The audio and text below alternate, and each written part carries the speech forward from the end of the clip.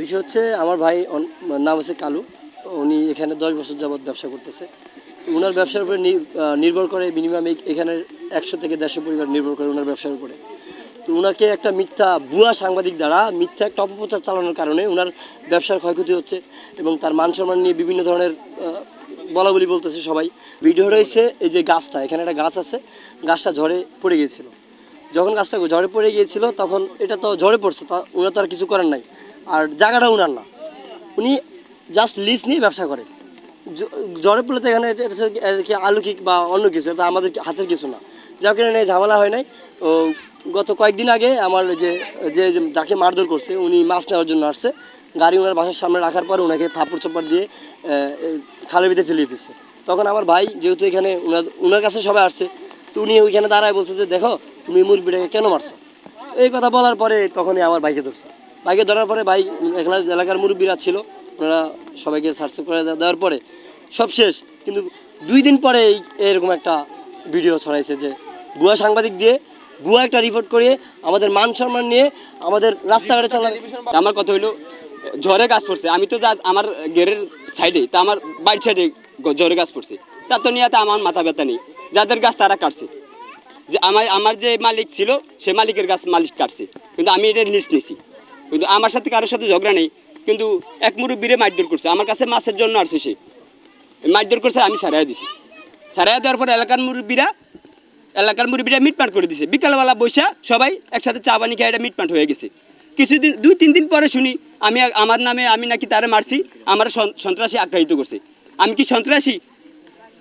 আমি যদি সন্ত্রাসীতে এটার বিচার হোক, আর যারা আমার নামে মিথ্যা অপচয় করছে তাদের বিচার হোক।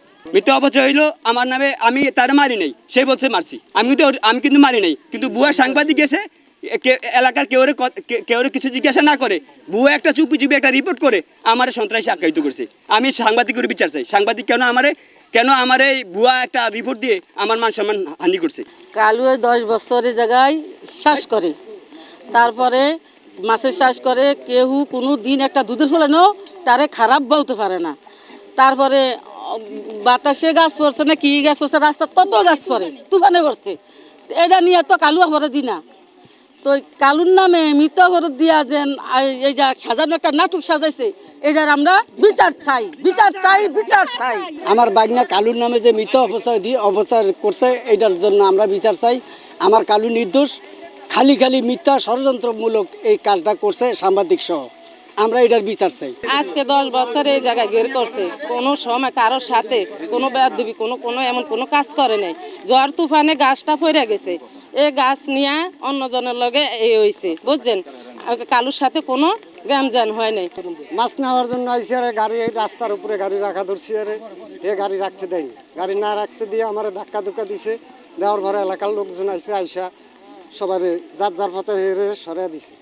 সরাই দেওয়ার পরে গেছে গা মিথ্যা একজন সাংবাদিক আইন না কালুর নামে এই যে এটা প্রচার করলো, কেন এটা বিচার করছে। মাকসু আমার ধাক্কা দিয়ে কালুর ভিতরে ফালা দিছে। আমার এনে গাড়ি রাখতে দিবে না, এনে গাড়ি ছুটে দিবে না। পরে আমরা করছি, করার পরে যার পথে হয়ে গেছে আমিও গেছি। কালুয়ের তো এটার ভিতরে কোনো সংযোগ নেই। কালুরে কেন হে পেঁচাইয়া, হে কেন কালুর নামে সন্ত্রাসী এটা করলো, এটা বিচার।